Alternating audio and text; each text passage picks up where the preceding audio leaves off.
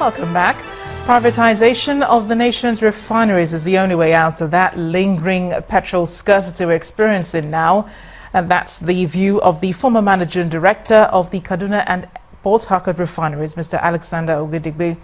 According to him, the era of petrol scarcity is far from over should the government continue to maintain 100% ownership of refineries. Mr. Ogedigbe was guest on our breakfast program, Sunrise Daily. 2001, the National Assembly passed a law which says it's called the Privatization and Commercialization of Enterprises Act of 2001, that the refinery should be privatized. Now, when you say privatized, everybody says, hey, what is privatization? It means give the majority ownership to a competent and well-funded organization. Government can still own a certain percentage. What is the government afraid of to do this privatization? We have privatized the oil and the communications industry. There are 80 million people with telephones. They have no problem with the government or the companies. They've privatized all the airlines. Nigeria Airways, Nitel was privatized. What is wrong with privatizing the refineries? We are faced today with the long queues, but more importantly, if we get these queues away in the next 2-3 weeks or 1 month, as predicted, are they going to come back? They will come back if we maintain the present way of running refineries. The Senate of the University of Lagos has suspended all academic activities and ordered students to vacate their halls of residence. As follows a students' protest that started on Wednesday, April 6th. Student Union President Muhammad Olaniyan claims the protest was caused by management's failure to improve their welfare conditions. That allegation has, however, been refuted by the Dean of the Student Affairs, Professor Tunde Babawale, who says the school authorities held meetings with student representatives.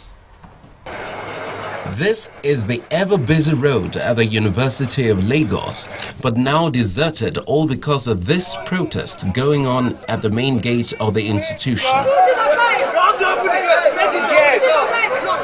Security men, patrol vans, and even an armored tank. At the gate are members of the university community who either want to find their way in or out of the campus. And those who can't go through the gate go over it.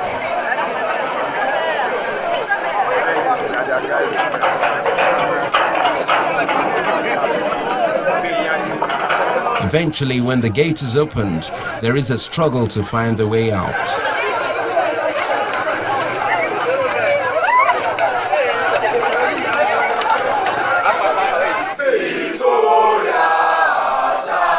And on the cause of the protest, President of the Student Union says it's all for the students' welfare.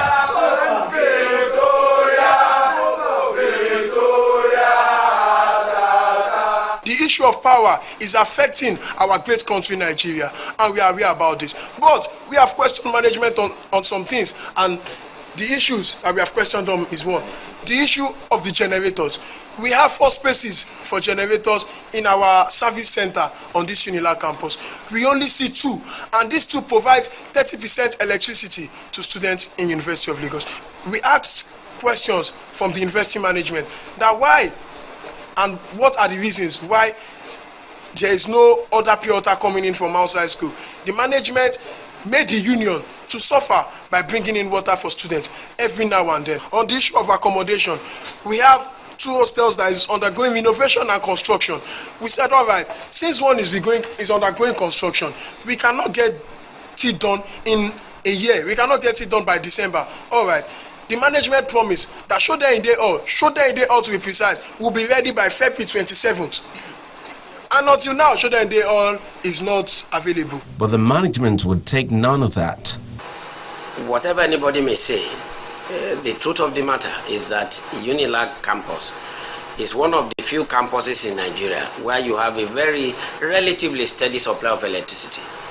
I can say without any fear of contradiction, and I stand to be contradicted, that there is no day we do not have light in the University of Lagos. I do not know of a single day that there is no electricity either in the hostels, in the classrooms, or in the offices. Yes, it may not be for 24 hours. But what we have done is to adopt a load shedding strategy, whereby in the hostels, when students are supposed to have gone to classes in the morning, electricity may be taken off so that the classrooms can be fed, the library can be fed with electricity. And moving forward, the accusation and counter-accusation continue on what happens next. The school has been shut indefinitely and students asked to vacate the premises. For the moment, they may be facing uncertain times, but depending on when the school reopens, academic calendar is again distorted. Time to check in now in the world of business. Here's Anne Wawudo. You first. First Bank.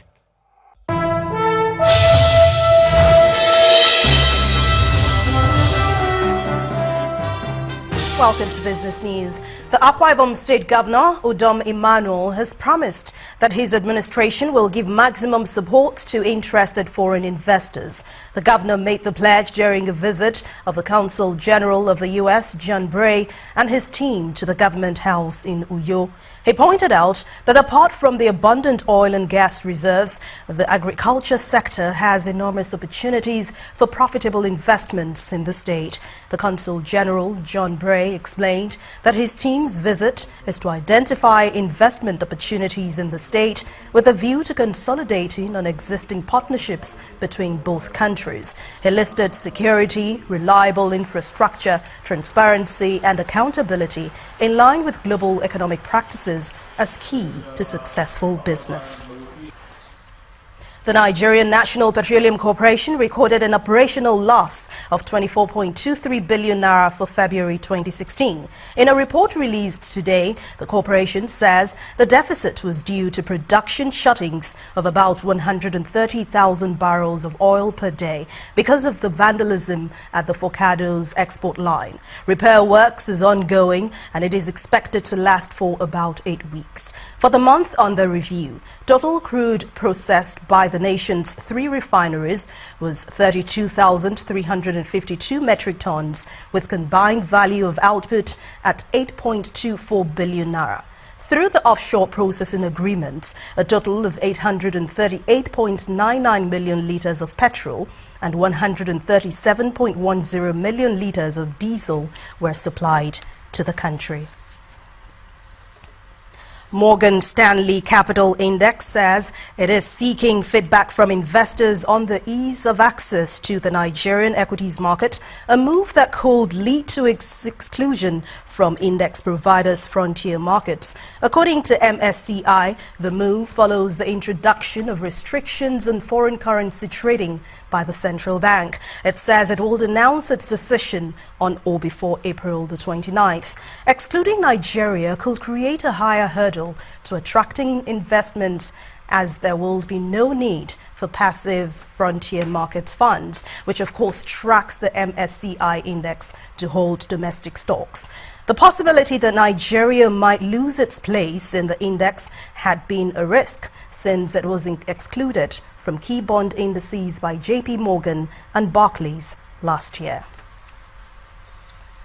The proposed final dividend of 40 kobo by the management of Pan-African lender UBA has been approved by its shareholders. Investors reached the decision today at the 2015 annual general meeting in Lagos. UBA's board of directors were also commended for posting a strong financial performance during a challenging economic period. 100 of UBA shareholders glad to be part of the 54th annual meeting. Despite the challenging operating environment in 2015, UBA succeeded in growing its profit before tax by 21%. The chairman, Mr. Tony Elumelu, attributes this to cost cutting. It reduces from 13.1 billion to 26 of the 36, and it means that the readjustment, this is in the readjustment in your percentage only because the base is reduced. The group managing director, Mr. Philip Sudwoza, explains how negotiations and technology helped his team to deliver an impressive performance. We have invested a lot of resources in electronic marketing and the income has started coming in. You are going to see a lot of that. This meeting will be the last for Mr. Oduoza. It appears shareholders are pleased with his performance as the Pan-African lender plans to expand from 18 countries to 25.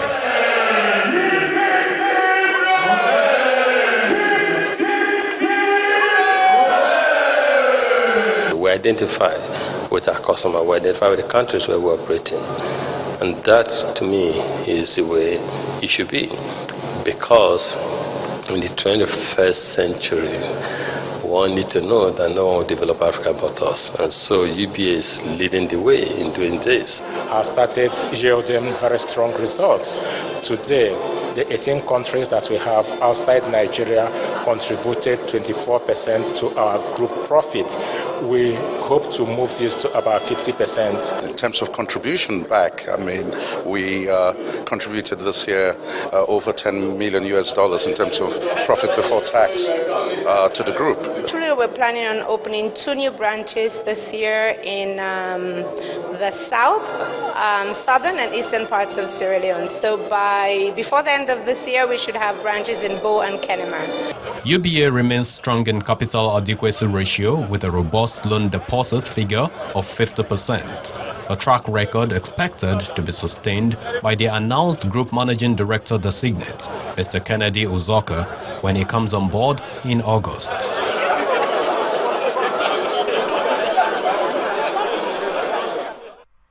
Trading on the floor of the Nigerian Stock Exchange saw the benchmark index slip further by 0.16% to close today's session at 25,328.07. Bolaji Akinwale breaks down the figures.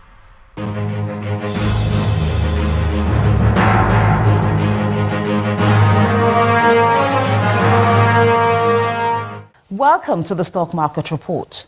Transaction volume on the floor of the Nigerian Stock Exchange dropped to 223.4 million shares at the value of 1.3 billion naira. The benchmark index slipped further, this time by 0.16% to close at 25,328.07, while the market's capitalization closed at 8.712 trillion naira. On the gainers table, Continental Insurance led with a gain of 5.56%, Akumu Oil pulled 4.97%, and Union Daikon was up by 4.96%. On the losers table, Ayuko Insurance dropped 5%. It was followed by Union Homes and Eternal Oil. On the volume chart, Guaranty Trust Bank topped with 56.9 million shares, followed by Equity Assurance and Continental Insurance. That is on the Stock Market Report. I am Bolaji Akinwale.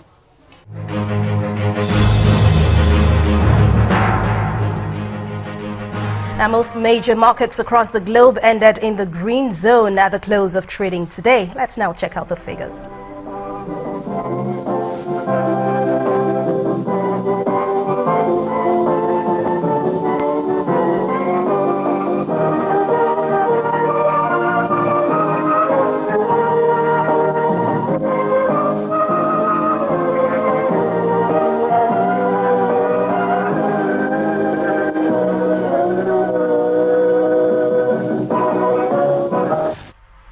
And that ends business news for tonight. Thank you so much for watching. I am Anne Nwawadu. The rest of the news at 10 continues now with Amarachi.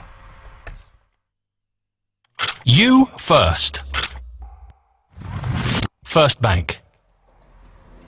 The cosmopolitan attitude of people in search for greener pastures has led to the steady decline of the Igbo language and culture.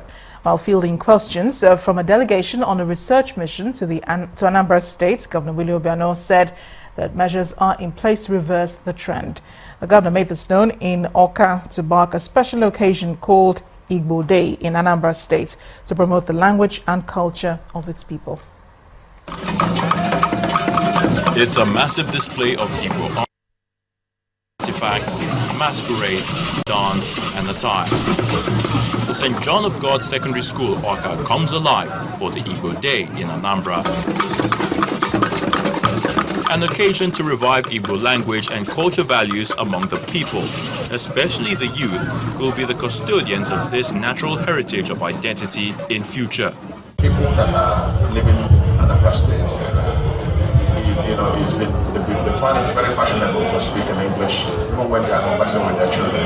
And we're trying to reverse this trend and make sure that Igbo language is spoken both at home, marketplaces, and relevant places, and that the culture is revived.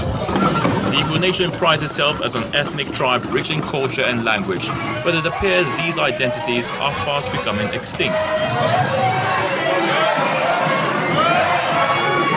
Yet, Governor Willie Obiano believes it's time to salvage the situation with the establishment of this event and the enforcement of a law passed by the state legislature mandating the speaking and dressing in the Igbo way every Wednesday. Parents, they don't use Igbo language to talk to their children. They talk to their children into English. When you see a kid speaking to the kid in Igbo language, the mother will say, "Oh, don't speak to my son or my daughter Igbo. Just speak English." When I was in America, I went there, I shed tears when I saw my colleagues, my friends, their children don't even understand Igbo, not to talk or speak in Igbo. The moment then comes when a research team from the BBC World Service Trust engages the governor on the issue. I'm Igbo. I was born in the United Kingdom, but my mother's from River State and my father is from Oka in Anambra State here. So as part of that identity series, I was designated to go and find out about the decline and the rise of the Igbo language. Custodians of the Igbo culture want the people to understand the honor and pride of being properly identified with their language, for it to be passed on from one generation to the next. Still ahead on the news at 10, leadership tussle continues in Nigerian football as NFF swiftly files appeal against Jos Court High Judgment, which sacked Amaju Pinnick and his board. We'll have more in sports news. Please stay with us.